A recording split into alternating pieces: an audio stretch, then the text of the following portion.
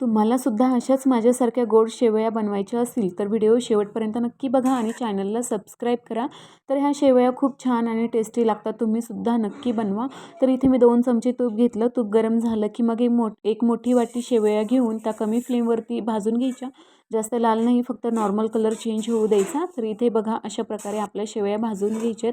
शेवया भाजून झाल्या की मग एक भांड्यामध्ये काढून घ्यायच्या। आता आपल्याला पाणी घ्यायचं आहे, तर इथे मी 1 वाटी शेवया घेतल्या होत्या, तर त्याच वाटीने मी पाणी घेणार आहे। तर 1 वाटी शेवयाला 1.5 वाटी पाणी घेतलं आहे आणि त्याच वाटीने पाऊण वाटी साखर घेतली। आवडीनुसार ड्रायफ्रूट्स आणि 1 चमचा वेलची पावडर, शेवटी अर्धा चमचा तूप टाकायचा आणि थोडा वेळ पाणी उकळू द्यायचं आणि मग नंतर भाजलेले शेवया आपल्या पाण्यामध्ये टाकून द्यायच्या आणि पाणी आटेपर्यंत मिक्स करायचं। तर इथे छान अशा आपल्या गोड शेवया बनवून तयार आहेत।